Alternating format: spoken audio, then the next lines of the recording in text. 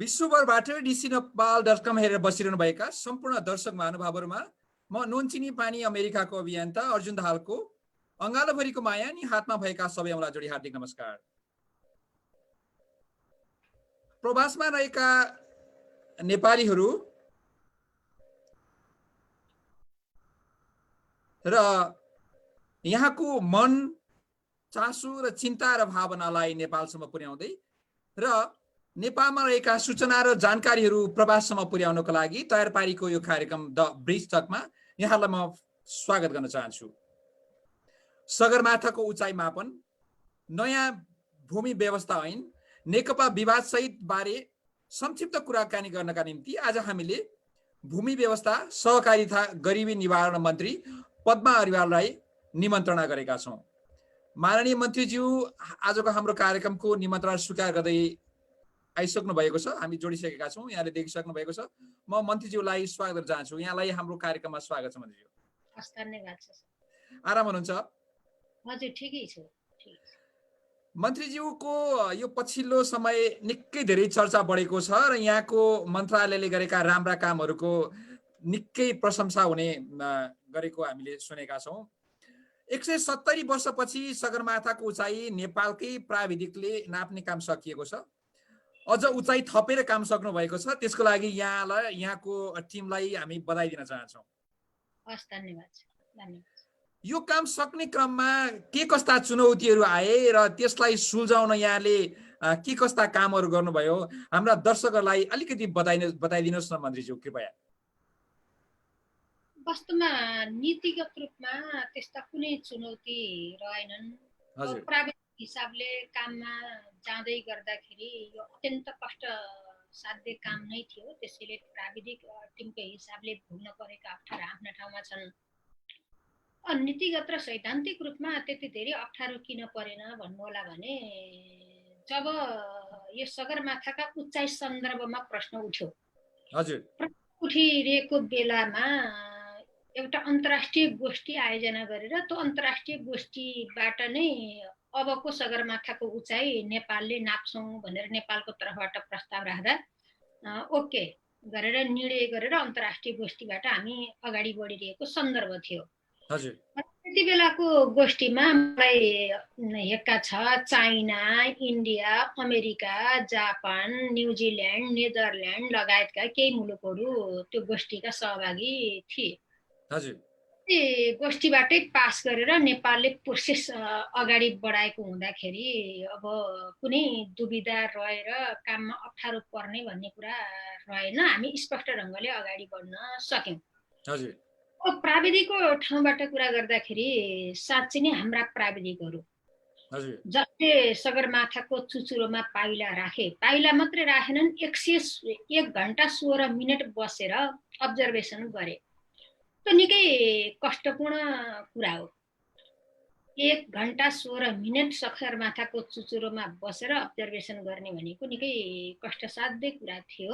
बहुत चुनौतीपूर्ण। हजुर, त्यस्तो महान काममा हाम्रा मन्त्रालयका सर्भियर भाइहरू आफ्नो शरीरलाई हत्केलामा राखेर ज्यानको बाजी थापेर जुन राष्ट्रको कर्तव्य पुरा गर्ने सिलसिलामा राष्ट्रसेवकको हैसियतले त्यहाँ पुग्नुभयो, यो अत्यन्त महत्त्वको चिज हो।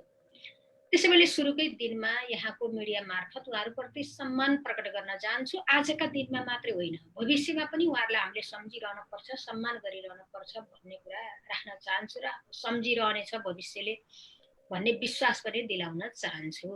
र एकजना सर्भियर भाइ जब त्यो नाप्ने काम सक्नुभयो, सकेर फर्किँदै गर्दाखेरि अक्सिजन सकियो। अक्सिजन सकिएर एउटा ढुङ्गाको कोप्चेरामा उहाँ अत्यन्त मृत्यु अवस्थामा लडिसक्नु भएको थियो।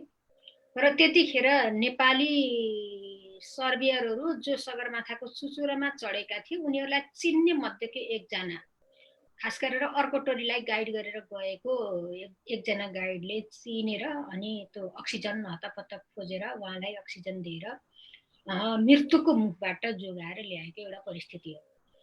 अर्को हाम्रो जसले नेतृत्व गरेको सर्भेयर हुनुहुन्थ्यो नापी विभागको उपसचिव, उहाँको त खुट्टा धेरै समयसम्म ड्यामेज भएर बुढी औँला खसेर इन्डियाको अस्पतालमा पनि धेरै समय उपचार गर्नुभयो, हाम्रै देशभित्रका अस्पतालहरूमा पनि उपचार गर्नुभयो। त्यसैले यो अत्यन्त कठिनपूर्ण ज्यान रहन्छ कि रहँदैन भन्ने चुनौतीपूर्ण कामबाट फर्केर आएको छ र नेपालले यो एउटा खालको कीर्तिमान, किनकि विश्वमा सबभन्दा पहिले सर्बियरहरूको पाइला नेपालबाट पर्यो, त्यसैले यो विश्व कीर्तिमान कायम गर्ने खालको काम सम्पन्न गरेर आएका छन्। यो अत्यन्त कष्टसाध्य कुरा हो। त्यसैले यी अप्ठ्याराका बीचमा, यी चुनौतीका बीचमा पनि हाम्रो जस्तो मुलुक जहाँ सधैँ गरिबीको चर्चा हुन्थ्यो, जहाँ सधैँ गरिबीको बेरोजगारको चर्चा हुन्थ्यो, त्यस्तो मुलुकको एउटा जनशक्ति परिचालन गरेर, त्यस्तो मुलुकको साधन स्रोतहरू प्रयोग गरेर जुन खालको यत्रो 170 वर्षको सगरमाथाको इतिहासमा यो उचाइ मापनको काम आफै सम्पन्न गर्यौं, यो आफैमा गौरवपूर्ण र ऐतिहासिक काम हो भन्ने म ठान्छु। सही कुरा मन्त्रीज्यू, यसका लागि यहाँलाई फेरि पनि बधाई दिन चाहन्छु।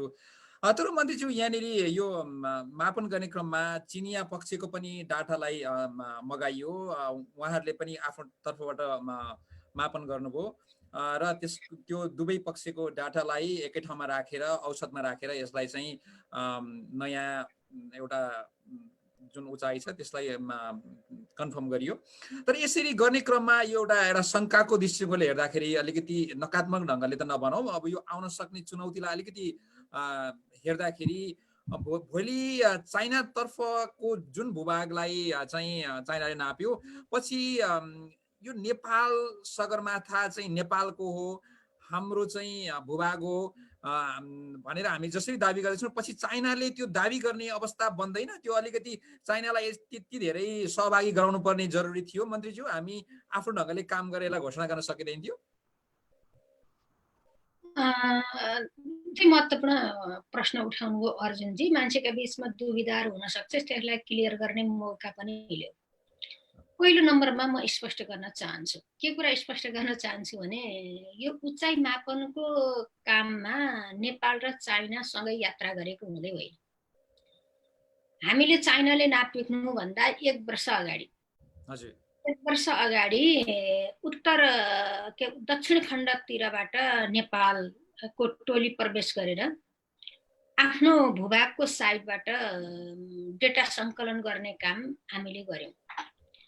जति बेला नेपालको टोली सगरमाथा उचाइ मापनको निम्ति यात्रा गरिरहेको थियो, सगरमाथाको छेउछाउबाट डेटा सङ्कलन गर्ने काम गरिरहेको थियो, त्यति बेला चाइनातर्फको कार्यक्रम पनि रहेछ।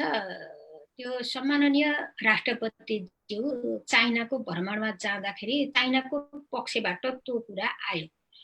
हामी पनि अब सगरमाथा नाप्दैछौँ भनेर चाइनाले पनि भन्यो। अब हाम्रो मुलुकको तर्फबाट सगरमाथाको चर्चा भइरहँदा हाम्रो टोलीले अहिले सगरमाथा उचाइ मापनको काम गरिरहेछ भनेर सम्माननीय राष्ट्रपतिले पनि भन्नुभयो र दुई देशको राष्ट्रपतिको बीचको यो एउटा विषय बन्यो। विषय बनिसकेपछि अनि नेपाल फेरि चिनिया राष्ट्रपति आउनुभयो। चिनिया राष्ट्रपति सी जिनपिङ नेपालको भिजिटमा आइरहँदा अब यसलाई आफ्नो तहबाट, आफ्नो साइडबाट मापनको काम अलग अलग ढङ्गले जसरी अगाडि बढाएको छ गर्ने, पछि उचाइ घोषणा गर्ने बेलामा यति धेरै दुविधा छ, विश्वमै यति धेरै कुनलाई मान्ने, पटक पटक नाप्दा पनि एउटै तथ्य नआइसकेपछि कुनलाई मान्ने भनेर दुविधा भइरहेको बेला अब विश्वलाई मान्ने हुने गरी हामीले सँगै एउटा उचाइ निकालौँ न त भन्ने कुरा भयो। त्यो जायजै लाग्यो। उचाइको अङ्क एउटै निक्लिन्छ, संयुक्त निक्लिन्छ भने फरक फरक निकालेर फेरि बहादुरी देखाउनु पर्ने कुरा त केही पनि छैन।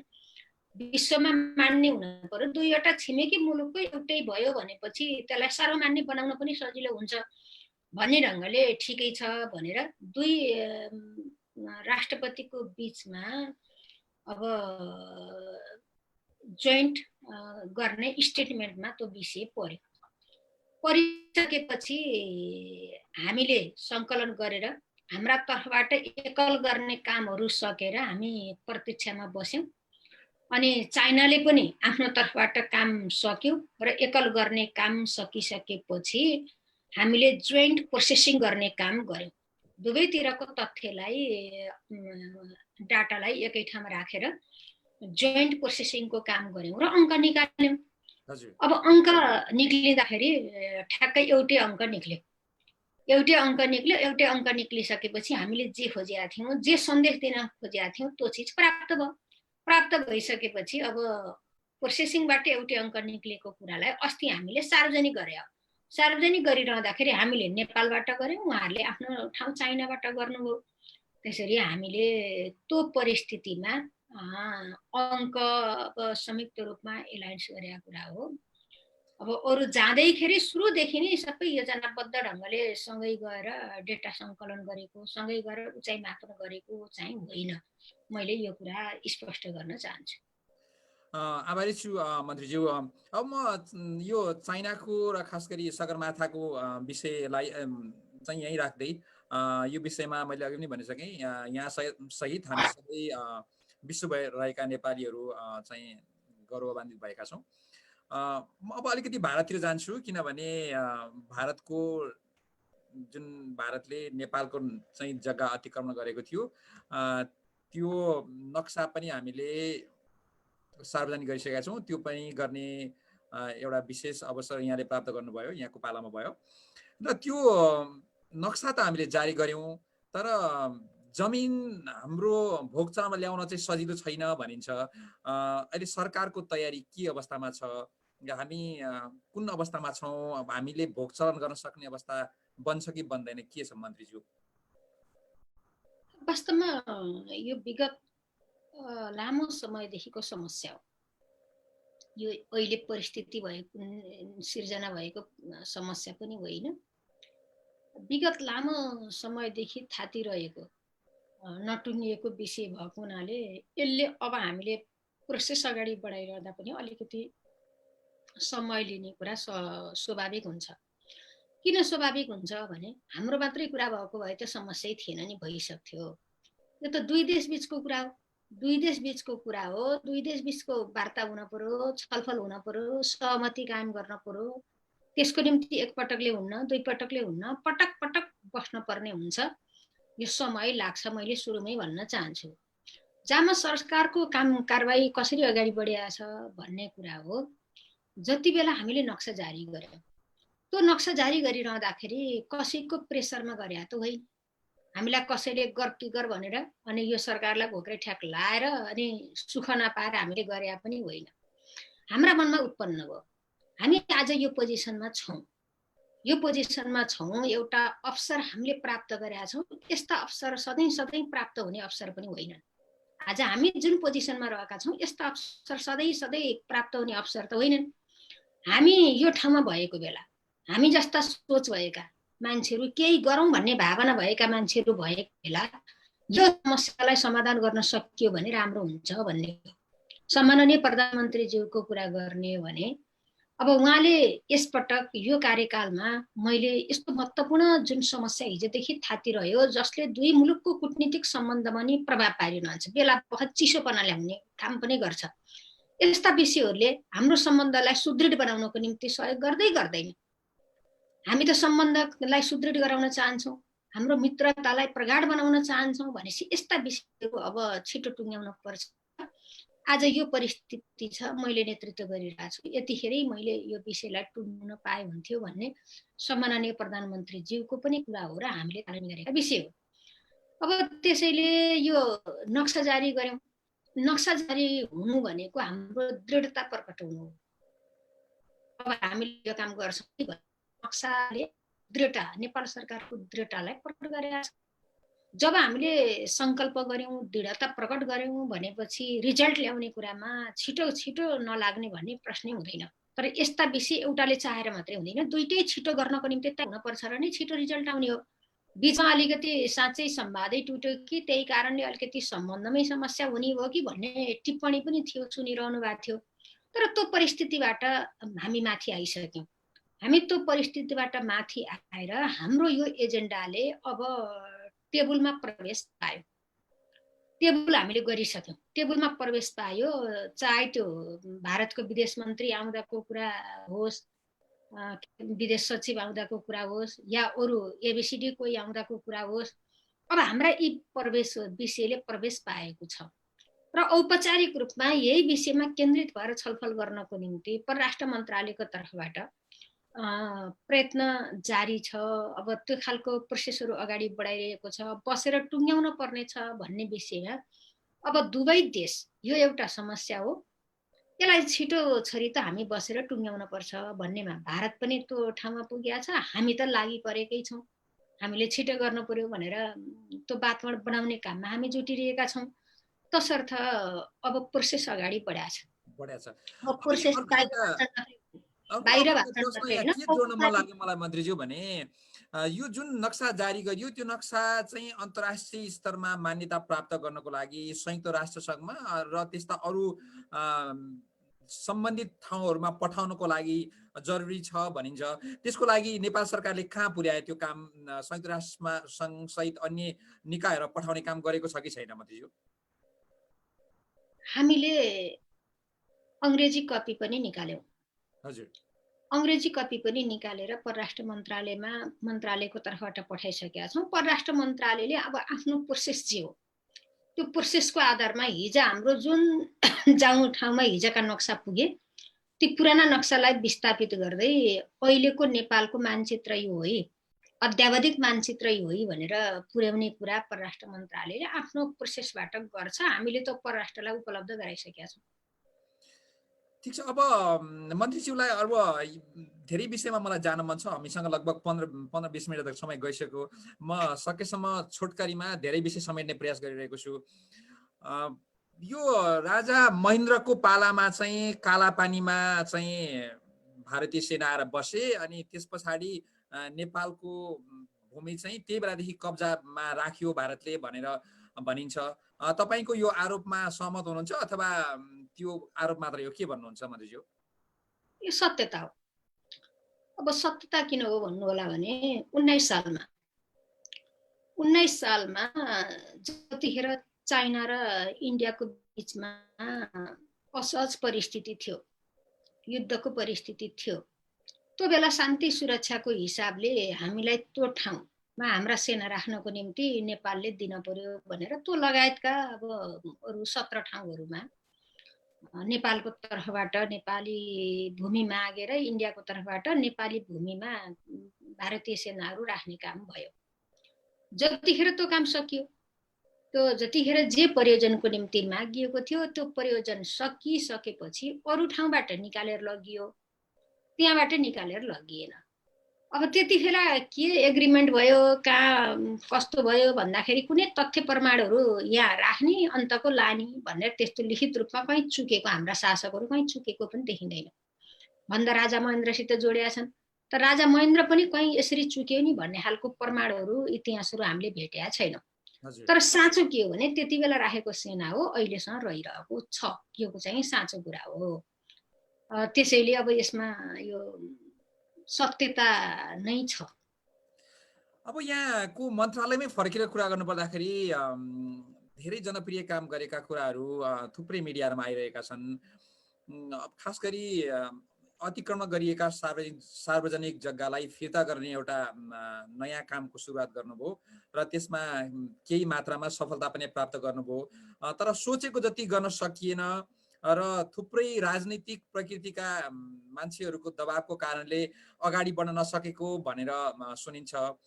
यहाँ के कस्ता अप्ठ्याराहरू आए र त्यो यहाँको त्यो गतिविधि कतिको तीव्रताका साथ अगाडि बढिरहेको छ मन्त्रीज्यू? मैले त अभियान हो भनेर घोषणा गरेको छु।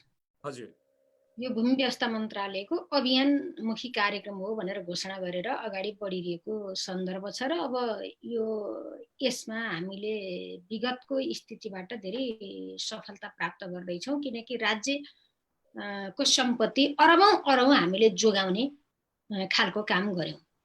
अब विगतमा अचम्मै काली लाग्दो खालको परिस्थिति रहेछ। हेर्नुहोस्, सरकारी जग्गा र सार्वजनिक जग्गा त दोहन गर्ने क्रम त यति तीव्र ढङ्गले बढेछ नि, त्यो हेर्दाखेरि त चक्करै आएर लडिन्छ कि जस्तो खालको स्थिति ठाउँका घटनाक्रमहरू हेर्दाखेरि। बालुवाटार समेतको कुरा आयो।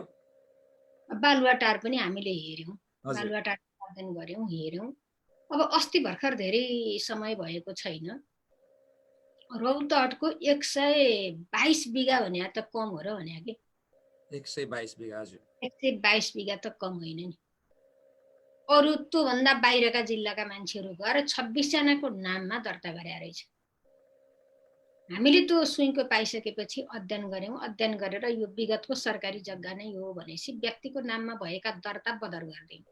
हजुर व्यक्तिका नाममा अनेकन ढङ्गले जुन जुन प्रपञ्च गरेर अनुचित हिसाबले दर्ता गरियो त्यसलाई दर्ता बदर गरेर सरकारमा ल्याए। प्लटको हिसाबले गर्दा पनि एउटै प्लटमा त्यत्रा जग्गा भने त यो चाहने चुने कुरा हो र हाम्रो आँखाले भेट्छ 122 बिघा भनेको हाम्रो आँखाले पनि भेट्दैन नि, त्यत्रो एरिया पनि ओगट्ने यो सम्मका हरकत छन्। अरू सानसाना 5-7 बिघा 8-10 बिघा त कति छ मन्त्रीजी यसमा म अलिकति गाउँमा जोड्न मन लाग्यो, सरी म अलिकति जोड्न मन लागिहाल्यो। यो यत्रो ठुलो जग्गा जसरी कब्जा गरिँदो रहेछ, यसमा यहाँले त अध्ययन गर्नु भएको छ, हरेक स्टेपलाई हेर्नु भएको छ, त्यहाँ राजनीतिक प्रभाव अथवा नेताहरूको प्रत्यक्ष प्रभाव रहँदो रहेछ मन्त्रीज्यू? के रहँदो रहेछ? नामै लिनु परेन तर त्यो देखियो।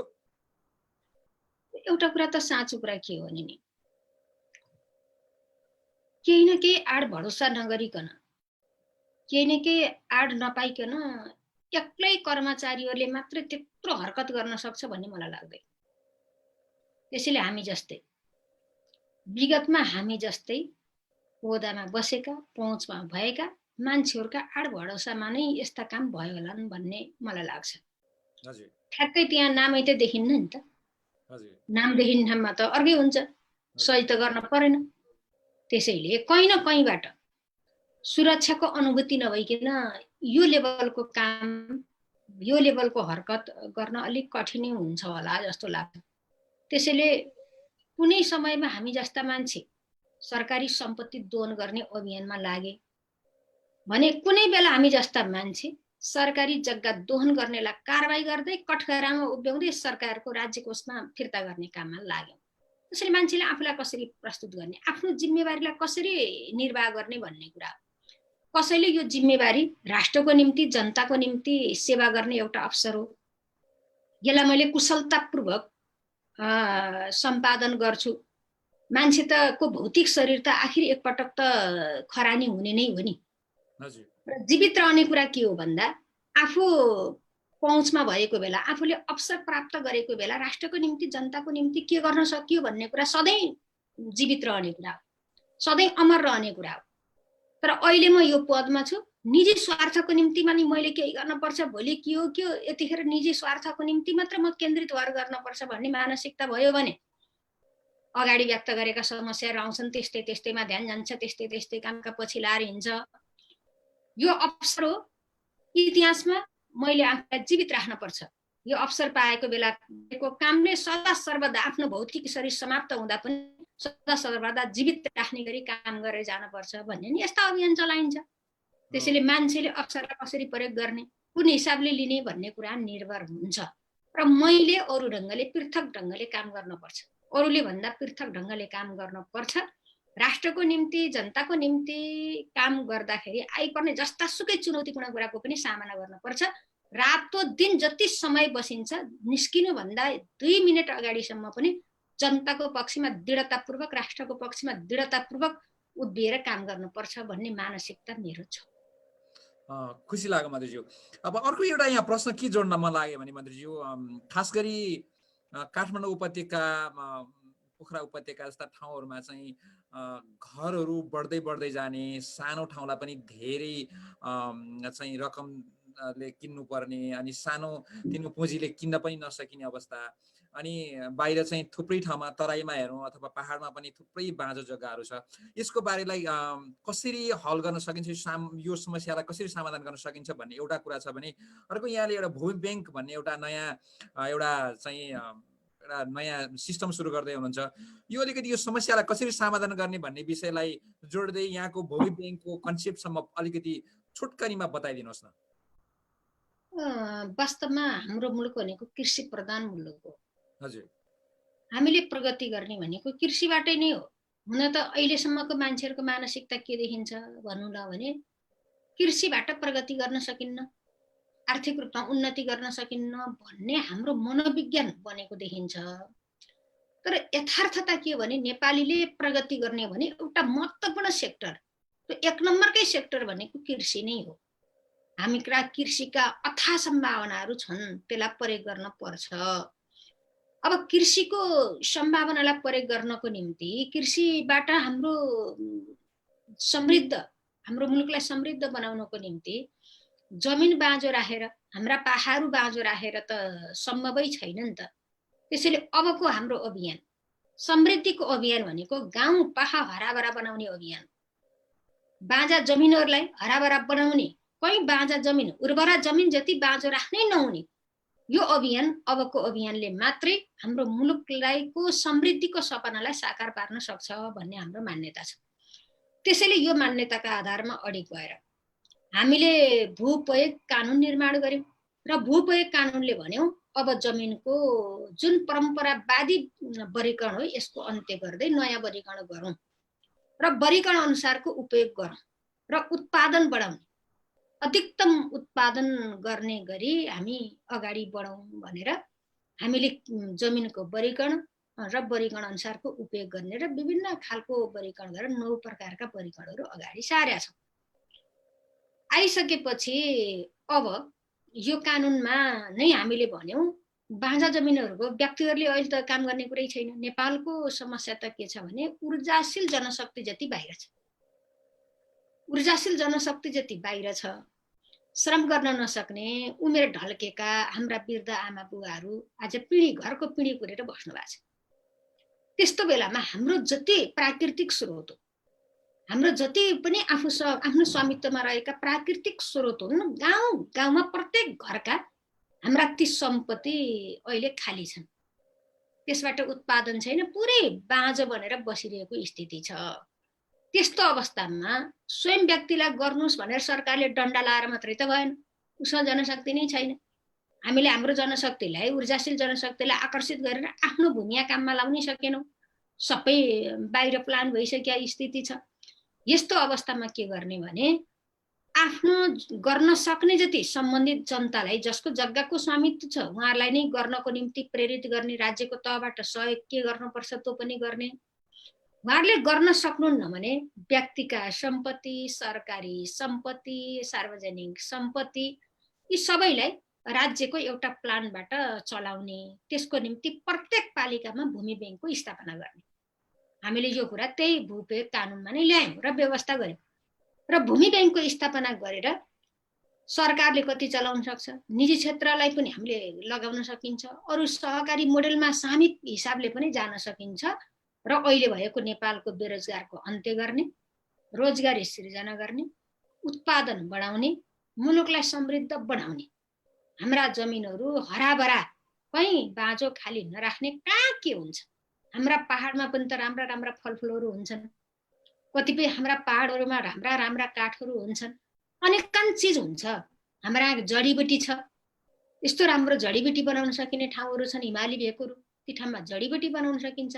जहाँ जे हुन्छ त्यो प्रयोग गर्नको निम्ति अलिकति आइडिया भएका, भिजन भएका सबै खालका मान्छेहरू अब यो अभियानकै रूपमा यो क्षेत्रतिर लागुन् भनेर हामीले खाली जमिन जति भूमि बैंकमा राख्ने अनि भूमि बैंक मार्फत केही त्यो भूमिलाई उपयोग गरेर व्यवसायिक बन्ने, उद्यमी बन्ने, समृद्धिसित जोडिएका कार्यक्रम सञ्चालन गर्नको निम्ति कोही व्यक्ति विशेषले गर्ला, कोही समूहले गर्ला, कोही कम्पनीले गर्ला।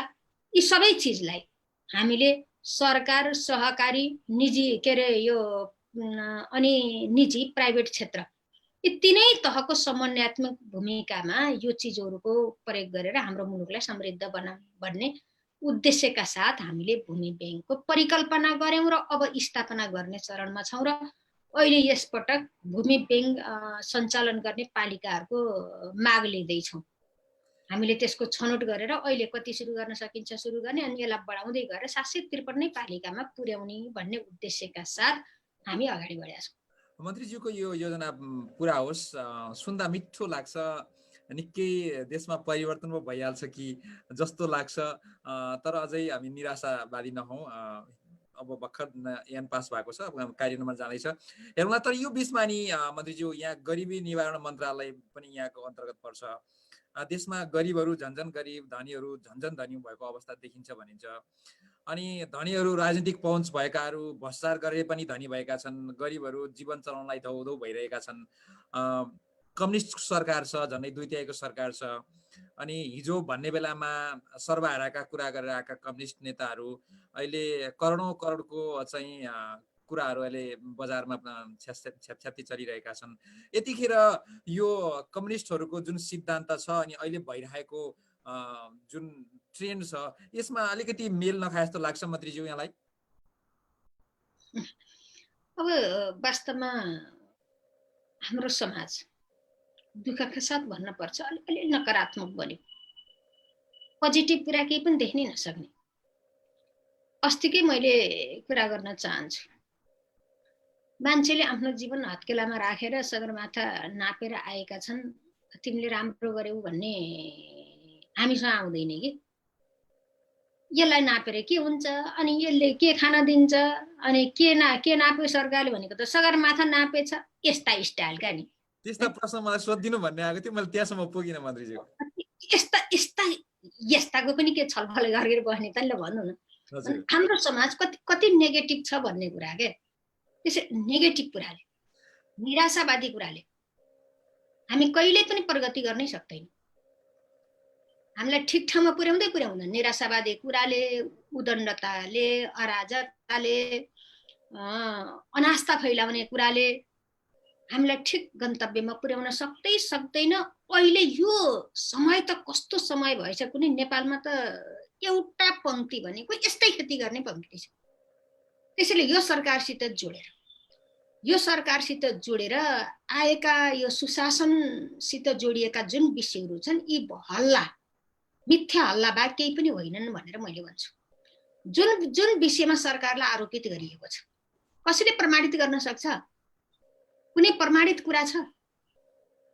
यो हल्ला, नचाहिने खालको हल्ला, मान्छेको मनस्थिति खलबल्याइदिने, अनास्था फैलाउने यस्ता खालका कुराहरू मात्रै हुन्। कुनै सत्यमा आधारित भएर प्रमाणित गरेर बोलिएका कुरा हुँदै होइनन्। मैले एउटा यो कुरा भन्न चाहन्छु। दोस्रो कुरा म एकदम दावाका साथ भन्छु, हामीले धेरै सरकार हेर्यौं हल्लाको आधारमा होइन, प्रमाणको आधारमा, तथ्यका आधारमा भन्ने हो भने सबभन्दा बेसी मेगा प्रोजेक्टहरू सञ्चालन भएको यही सरकारको बेलामा एउटा कुरा। दोस्रो कुरा, जति पनि देश छोडेर विदेश गएका हाम्रा दाजुभाइ दिदीबहिनीहरू हुनुहुन्छ, धेरै पहिले जानेहरूले त स्वभावैले भन्नु होला, यही 3 वर्ष अगाडि गएका, आफ्नो गाउँ 3 वर्ष अगाडि छोडेर जाँदा कस्तो थियो, आज 3 वर्षपछि फर्केर आउनुहोस्। आज 3 वर्षपछि फर्केर आएर आफ्नो गाउँको अनुगमन गर्नुहोस्, आफ्नो गाउँको अवलोकन गर्नुहोस् र अनि त्यसपछि नेपालमा विकास भएको छ कि छैन अनि धारणा बनाएर बोल्नुहोस्। म च्यालेन्जका साथ भन्न चाहन्छु, रातारात त केही पनि हुँदैन। हामीले चाहँदैमा हत्केला तोरी उम्रिन्छ, हत्केला तोरी हुँदैन नि हामीलाई चाहने बित्तिकै। तर तुलना गर्नु हो, अहिले हामीले तुलना गर्दाखेरि विगत र वर्तमान भन्ने हो भने यो 3 वर्षमा हाम्रा गाउँमा अत्यन्त धेरै विकास भएका छन्। मान्छेले अनुभूत गर्ने गरी भएका छन्। खानेपानीका समस्याहरू समाधान हुँदैछन्, बाटाका समस्याहरू समाधान हुँदैछन्, सिंचाइका समस्याहरू समाधान हुँदैछन्, पार्कहरू बन्दैछन्, खेल मैदानहरू बन्दैछन्। समृद्धिका निम्ति गाउँमा अब कृषि फर्महरू सञ्चालन हुने चरणमा छन्। हरेक मान्छेले, हिजो चौतारामा बस्ने मान्छेहरू राम्रा आधुनिक खालका बैठक बस्ने हलहरू बनिरहेका छन्। केलाई यो विकास भन्ने? मन्त्रीले रोके अघि यहाँ आफै अलिकति कुरा मन्त्रीले उठाउनु भयो, सरकारले के नाप्यो भन्दा सगरमाथा पो नापेछ भनेर जुन खालको यो अलिकति सामाजिक सञ्जालमा आउने गरेका नकारात्मक कुराहरू थिए त्यसलाई मन्त्रीज्यूको नजरमा पुगेको रहेछ भन्ने मैले महसुस गरेँ। अब त्यससँगै अरू थुप्रै यस्ता कुराहरू जुन सामाजिक सञ्जालमा आउने गर्छन्, थुप्रै मिडियामा आउने गर्छन्, अलि नकारात्मक कुराहरू बढी आउने गर्छन्। यो वास्तवमै नकारात्मक मानसिकताले नै आएको हो अथवा काम भने जस्तो नभएको कारणले आएको यो मान्छेहरूमा आएको एउटा गुनासो अथवा उनीहरूको एउटा ग्लानी चाहिँ यहाँ पोखिएको मन्त्रीज्यू यहाँलाई कस्तो लाग्छ? अलिकति इमान्दार भएर भन्नु पर्दाखेरि। म इमान्दार भएर भन्छु, मैले गाउँ पनि हेरेको छु, गाउँ पनि घुमेको छु, सहर पनि बसेको छु। गाउँको मनोविज्ञान के छ, गाउँका जनता के भन्नुहुन्छ, हिजो र आज भन्दा आज विकास भयो भन्नुहुन्छ। सबै गर्न पाए हुन्थ्यो भन्ने कम्युनिस्ट पार्टी हो। कम्युनिस्ट पार्टीमाथि जनताको विश्वास छ, भरोसा छ। यो सरकारले भोलि के हो के जम्मै गरिदिए हुन्थ्यो। अरूसँग आश भए त यो कुरा हुन्थेन। यसैसँग आश भएको हुँदा सबै यसैले गरिदिए हुन्थ्यो, सानादेखि ठुलो भए जतिकै यही कार्यकालमा गर्न पाए हुन्थ्यो भन्ने जनताको अपेक्षा। त्यसैले जनताको अपेक्षा यो सरकारप्रति हाई छ। त्यसमा हामीले भन्नुपर्ने केही पनि छैन, स्वागत गर्ने हो। सकेको जनताको अपेक्षा पूरा गर्नको निम्ति कम्मर कसेर लाग्ने हो। त्यहाँ कुनै मत बजाउन पर्ने कुरा, केही जवाफ फर्काउन पर्ने कुरा मैले देख्दिनँ। अब जहाँसम्म हल्लाको कुरा हो, एउटा यस्तो टिम छ कि त्यसैमा रमाउने, यो सामाजिक सञ्जालको प्रयोगको नाममा दुरुपयोग गर्ने, आफ्नो दृष्टिकोणहरू राख्ने, विचारहरू राख्ने, समाजलाई सही सन्देश प्रवाह गर्ने, उत्साहित बनाउने हो नि यो मुलुकका नागरिकले गर्ने भनेको त। निराशा बाँडेर अनि समाज बन्छ, मुलुक बन्छ। त्यसैले एउटा यस्तो खेती कि निराशा मात्रै बाँडिरहने खेती गर्ने एउटा टिम छ। तेस्रो कुरा के छ भन्नु होला नि, यो त राजनीति पनि हो। राजनीतिमा एउटाले राम्रो गर्ने बित्तिकै त अर्को पछि परिहाल्छ। त्यसैले राम्रो कुरा बाहिर नजाओस् भनेर योजनाबद्ध रूपमा नियोजित ढङ्गले प्रचार गर्ने, सरकारलाई प्रहार गर्ने एउटा टिम पनि छँदैछ। कसका के इन्ट्रेस्ट जोडिया छन्। अनि त्यसपछि एउटा सानो कुरा आयो अनि अरू सबै झेगा हालिदिएर सरकारले एम्बुसमा पार्न खोज्ने। तपाईँ चाहे हिजो विगतको त्यो गोविन्द केसी प्रकरण हेर्नुहोस्, त्यसमा कति चिज मिसाइयो। गुठीकै कुरा हेर्नुहोस्, कति चिज मिसाइयो। लोकसेवाको हेर्नुहोस्, कति चिज मिसाइयो। कर्मचारी ऐन हेर्नुहोस्, कति चिज मिसाइयो। यस्तै ल्याएर अनि मान्छेलाई चाहिँ घल्याङ र घुलुङ यता र उता के हो भन्ने अन्धधन्ध बनाइदिने, भ्रम सिर्जना गरिदिने एउटा टिम अनेक इन्ट्रेस्टका आधारमा क्रियाशील छ। वास्तविकता हेर्ने के हो भन्दा तथ्यमा हेर्ने हो। वास्तविकता हेर्ने के हो भन्दा प्रमाणमा हेर्ने हो। तथ्यले प्रमाणले के भन्यो भन्दा हाम्रो यो सरकारको मूल्याङ्कनको नम्बर हामीले दिएको होइन। विश्वको इन्डेक्सहरू हेर्नुभयो भने विश्वको इन्डेक्सहरूले त भने नि त, हिजोको सरकार र आजको सरकारको तुलना गर्दै नेपालले हरेक क्षेत्रमा प्रगति गर्दै गरेको त हाम्रा विश्वकै इन्डेक्सहरूले देखाएनन् र देखाए। अनि व्यावहारिक भोगाइको कुरा गर्ने हो भने फेसबुक चलाउने, निश्चित फेसबुक चलाउने केही मान्छेको आधारमा विश्लेषण गर्ने होइन। गाउँमा गएर हेरौँ, गाउँमा गएर जनता के भन्छ, पब्लिकको अनुभूति के छ भन्ने कुरा हेऱ्यौँ भने पब्लिकले, जनताले हाम्रो गाउँमा विकास भएन, सरकारले गरेन भनेको छैन। तर मैले त्यो अलिकति यहाँ रोकेर मैले अब एमनेस्टीको कुरा निकै चर्चामा छ। एमनेस्टीले दक्षिण एसियामा सबैभन्दा हाई र्याङ्कमा चाहिँ नेपाल पर्यो र त्यसमा स्वयं प्रधानमन्त्री पनि सहभागी भएको कुरासम्म एमनेस्टीले निकाल्यो।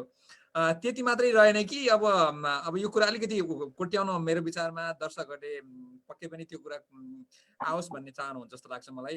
सचिवालयकै जिम्मेवार व्यक्ति चाहिँ करोडौँ करोड चाहिँ को एउटा छलफलमा भाग लिएको देखियो। त्यसमा अब के कहाँ हो त्यो डिटेल त आइएको छैन। मतलब त्यसले के सङ्केत गर्छ भनेदेखि त्यहाँ के हुँदैछ, त्यहाँ के पाक्दैछ भन्ने चाहिँ देखाउँछ मन्त्रीज्यू। त्यो एक किसिमले हेर्दाखेरि भ्रष्टाचारको केसमा चाहिँ नेपाल अलिकति जम्प गरेकै हो, अलि अगाडि बढेकै हो मन्त्रीज्यू। म त रिपोर्टमा आधारित भएर त म केही पनि भन्दिनँ। हजुर, वास्तवमा भन्ने हो भने म कसैलाई आरोपित गर्नको निम्ति पनि होइन। त्यसको नर्म्स के हो, त्यो संस्थाको नर्म्स के हो, कोही मान्छे पोलिटिकल मान्छेहरू त्यहाँ हुन हुँदैन। त्यसको त भोलिपल्टै आइहाल्यो नि त सङ्केत। कुनै पार्टीको झन्डा बोकेर, कुनै पार्टीको कुनै पदको महत्त्वपूर्ण ओहदामा रहेर अनि त्यसपछि गरिएको विश्लेषण, त्यसपछि बुझाइएको प्रतिवेदन स्वस्थ छ भनेर भन्ने आधार त देखिएन नि त। पूर्वाग्रहीपूर्ण आग्रह राखेर प्रस्तुत गरेर रहेछ भन्ने कुरा त त्यो भोलिपल्टै झन्डाले नै त्यो कुरा खण्डित गरिदिएको छ। म योभन्दा बेसी भन्न पर्छ जस्तो लाग्दैन। यत्तिकै कुरा नबुझ्ने हामी कोही पनि छैन। त्यो कुरा खण्डित भइसकेको छ।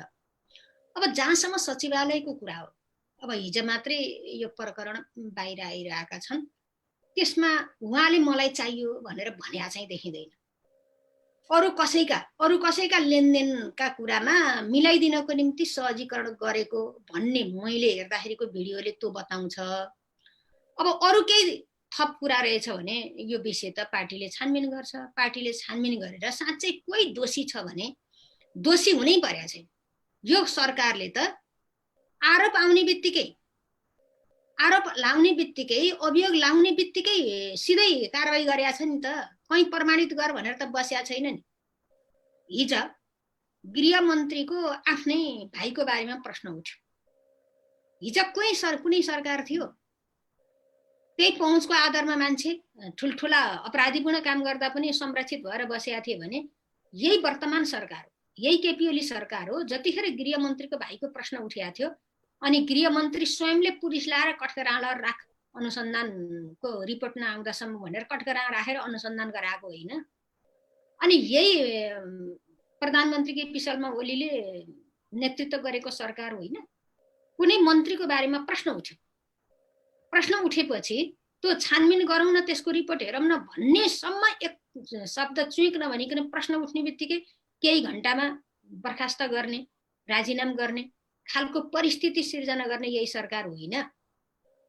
अनि कस्ता भ्रष्टाचारीहरूलाई ठुला धेरै माला किलोको माला लगाइदिने पनि उस्तै। प्रश्न उठ्ने बित्तिकै छानबिन गर्दासम्म त बाहिर बसे भनेर भन्ने पनि उस्तै हुन्छ। तिमीलाई विश्लेषण के को आधारमा गर्छौँ? यस्तो खालको पूर्वाग्रहपूर्ण विश्लेषण गर्न उपयुक्त हुन्न। त्यसैले यो सरकार सुशासन कहीँ भ्रष्टाचारै हुँदै गएन भन्दैनौँ, हामी चिन्तित छौँ। मैले नेतृत्व गरिरहेको मन्त्रालयमा आएदेखि म यति धेरै लागिरहेको छु, म संलग्न हुन पर्छ र। तर मलाई त्यसो नगरिदिए हुन्थ्यो भन्ने औँला ठड्याएर बोल्ने खालका कुरा, सुशासन विरोधी कुरा त म कराउँदै लाग्दै भने त्यो तल हिजोदेखि ह्याबिट भएको केही त भएकै छन्। त्यसैले यो सरकारले लगाएर भएका, मन्त्रीहरूले लगाएर भएका, प्रधानमन्त्रीले लगाएर भएका भन्ने अर्थमा बुझ्दिन त भएन नि।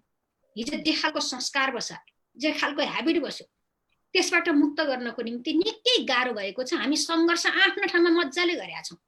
मैले त मलाई नै हेरेको छु, म यति धेरै सुशासनको निम्ति लडेका छु, आजका दिनसम्म च्यालेन्ज गरेका छु। मलाई कसैले एक कप चिया खाएको ब्लेम कसैले लगाउन सक्दैन, म बस्दासम्म सक्दैन म यो ढङ्गलाई।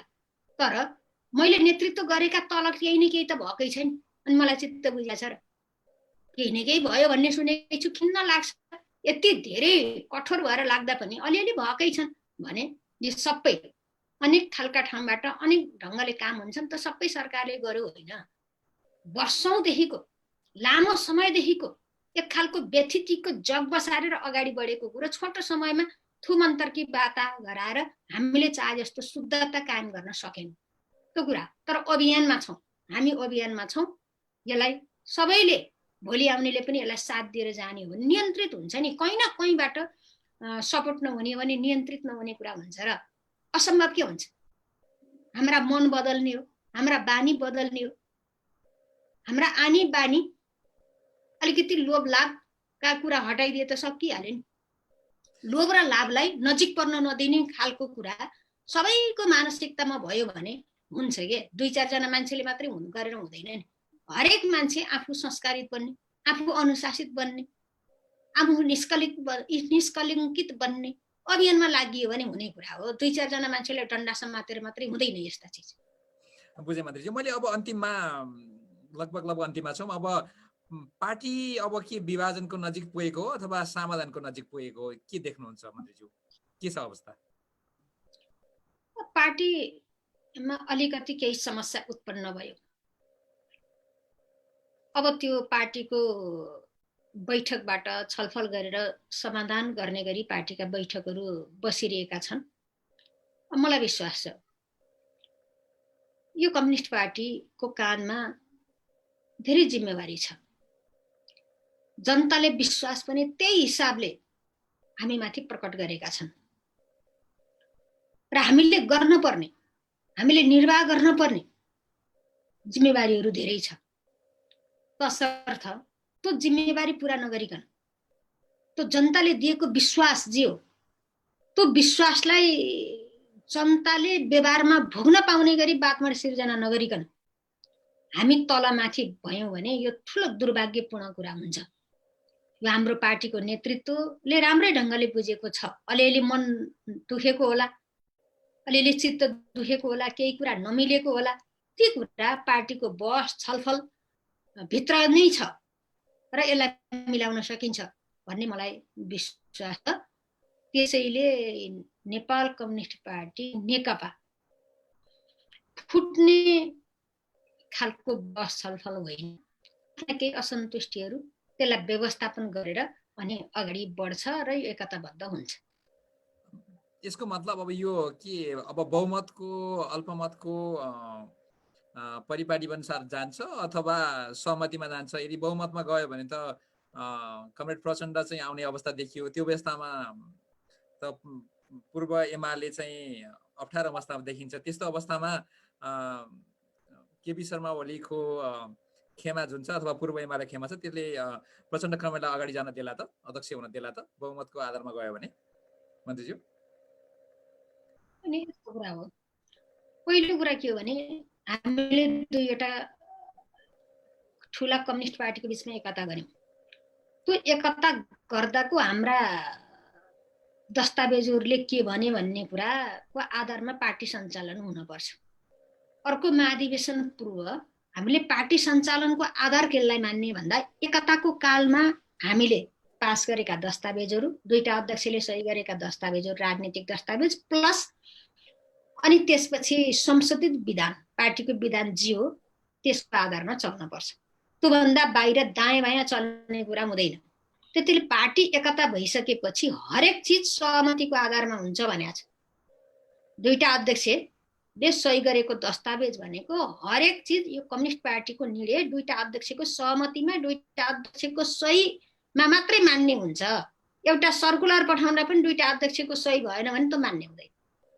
त्यो खालको प्रावधान गर्ने अनि फेरि यो पार्टी गणितबाट चलाऊँ भन्ने ठाउँ पुग्छ र त्यसैले पार्टी चलाउने, पार्टीलाई गाइड गर्ने चिज भनेको जे एकताको बेला भएका सहमति हुन्, जे एकताका बेला निर्माण भएका दस्तावेज हुन् त्यसकै आधारमा हो।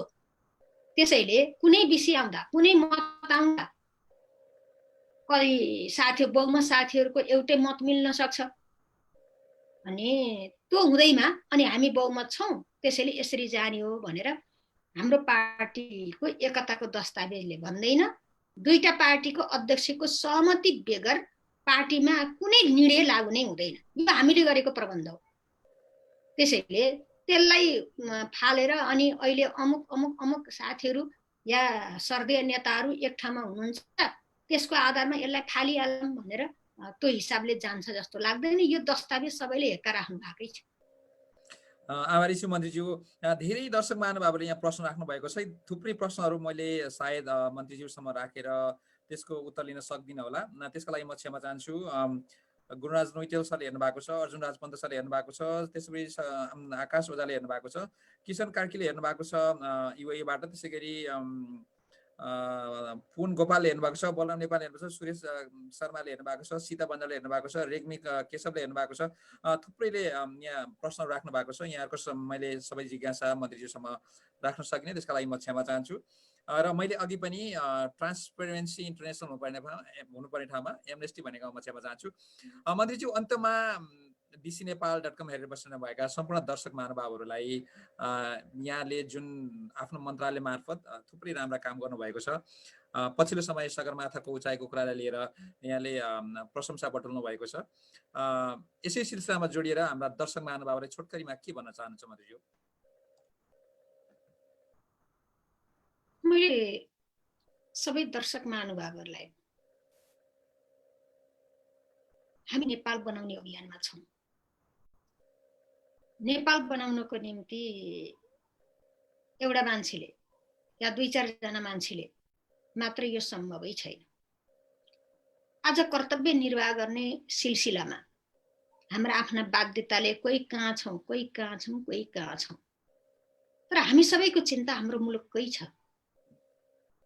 हामी सबैको चिन्ता जो जहाँ भए पनि हाम्रो मुलुकलाई राम्रो कसरी बनाउने, हाम्रो मुलुकको विकास कसरी गर्ने, मुलुकको बेरोजगारी समस्या कसरी हल गर्ने र हामी सबै देशभित्रै बसेर सँगै काम गर्ने यो खालको अवसर सिर्जना कसरी गर्ने भन्ने बाहेक केही पनि होइन। हामीले मूल मन्त्र बनायो, यो सरकारले मूल मन्त्र बनायो, समृद्ध नेपाल सुखी नेपाली। यो रातारात प्राप्त हुने चिज पनि होइन, यो सरकारको दीर्घकालीन लक्ष्य हो। यो लक्ष्य प्राप्तिको निम्ति तपाईहरु अहिले जहाँ जहाँ हुनुहुन्छ, जहाँ जहाँबाट जति आर्जन गर्नुभएको छ त्यो नेपालमा लगानी गरौँ, नेपालमा लगानी गरौँ र नेपालमा समृद्धिको एउटा जग बसाल्ने अभियानमा इटा थपौँ। मैले साथीहरूलाई एउटा यो आग्रह गर्न चाहन्छु। दोस्रो कुरा फेरि दोहोर्याएर भन्छु, नकारात्मकताले हामीलाई सही गन्तव्यमा पुर्याउन सक्दै त्यसैले हल्लाको पछि लाग्ने, जनतालाई अनास्था फैलाउनको निम्ति भ्रम सिर्जना गर्ने जे खालको सोच र तौर तरिका छ यसबाट हामी टाढै बसौँ। यो प्रवृत्तिलाई निरुत्साहित गरौँ। मित्रवत ढङ्गले केही आलोचना गर्ने विषय छन्, केही कमजोरी छन् भने सच्याउने गरी, दुर्घटना नहोस् भनेर तर्फ सचेत हुँदै सच्याउने गरी मित्रवत ढङ्गले गरौँ। तर जेमा पनि नकारात्मकता देख्ने, जे गर्दा पनि अनि हल्ला मात्रै गर्ने जुन खालको सोच हो, यसलाई यो सोचलाई, यो नकारात्मकतालाई बदल्नको निम्ति हामी एकाकार भएर अगाडि बढौँ र सकारात्मक सोचको विकास गर्ने। हामी आफू एक खालको सभ्यतापूर्वक प्रकट गर्ने, सभ्यता हाम्रो पहिचान, असभ्यताले हामीलाई राम्रो गर्दै गर्दैन। त्यसैले सभ्य समाज निर्माण गर्ने, सकारात्मक सोचको विकास गर्ने, सकारात्मक कामहरूको सही ढङ्गले प्रचार गर्ने, नकारात्मक चिजहरू नमौलाउँ भन्ने कुरामा ध्यान दिने, यो कुरामा हामी सबै सरकारलाई साथ दिएर अगाडि बढौँ भन्ने आजका दिनमा आग्रह गर्न चाहन्छु र यहाँहरूको व्यक्तिगत जीवनको उन्नति प्रगतिको पनि हार्दिक शुभकामना व्यक्त गर्दछु। हस् त मन्त्रीज्यू, आभारी छौँ। यहाँको कार्यकुशलता अझ बढेर जाओस् र यहाँहरूबाट जनताले प्रत्यक्ष रूपमा लाभ लिन सकुन्, यही कामना गर्छौँ भन्दै द ब्रिज तक हेर्नुभएका सम्पूर्ण दर्शक महानुभावहरूबाट हामी आज बिदा लिन चाहन्छौँ। फेरि भेटौँला, नमस्ते।